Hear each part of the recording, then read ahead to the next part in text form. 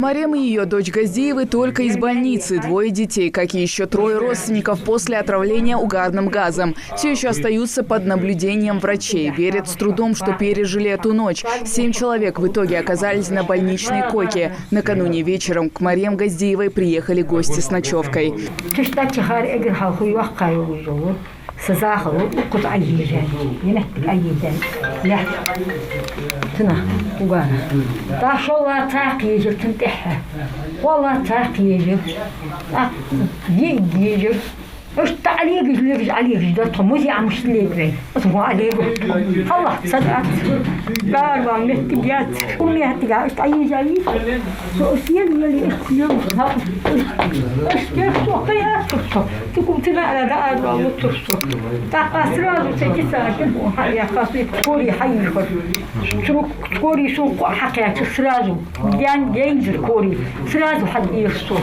Не могла отличить реальность от сна, говорит Марем. Ее разбудил шум. Как оказалось, упала в обморок дочь. Марем попыталась помочь остальным, не растерялась. Из последних сил открыла окна и двери, вызвала скорую. 7 числа в приемное отделение 4:10 по скорой поступили пациенты.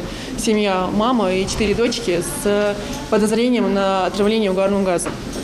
У нас в приемном отделении была оказана первая медицинская помощь.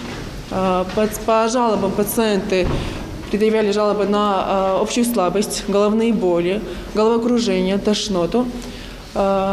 После оказания медицинской помощи пациенты отказались от дальнейшей госпитализации и ушли домой. Отказ мы оформили и, естественно, сообщили в соответствующие органы.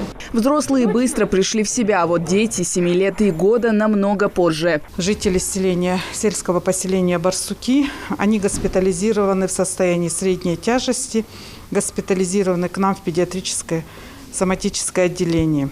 Сейчас у них состояние стабильное, ближе к удовлетворительному. Когда они поступили, у нас по состоянию мы сразу видим, что повышены уровни карбоксигемоглобина. Это говорит о том, что действительно ребенок отравился угарным газом.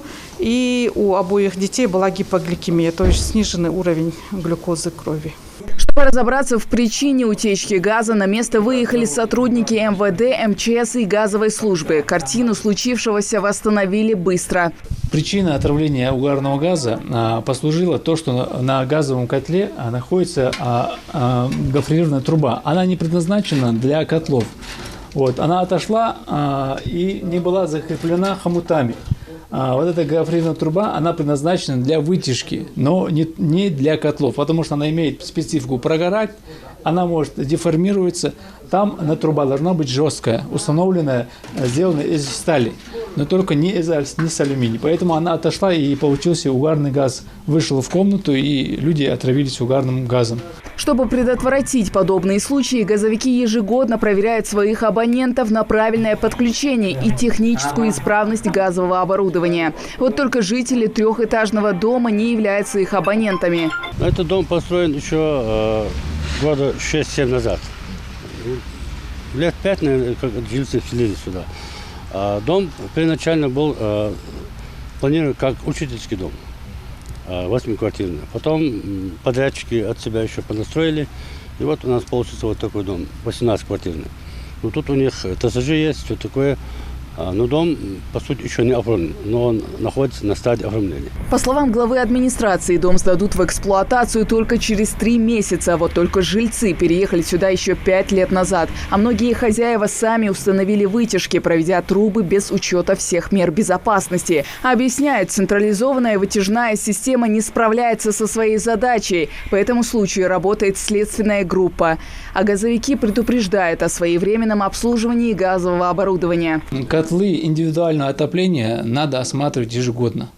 Поэтому служба ВДГО есть, надо обращаться, приводить специалистов, и чтобы обслуживали. Если специалист пришел, он бы в любом случае сказал бы, написал бы предписание, довел бы для абонента, что труба не предназначена для дымохода, и я думаю, таких случаев не было. Это хорошо, что люди обошлись легким отравлением.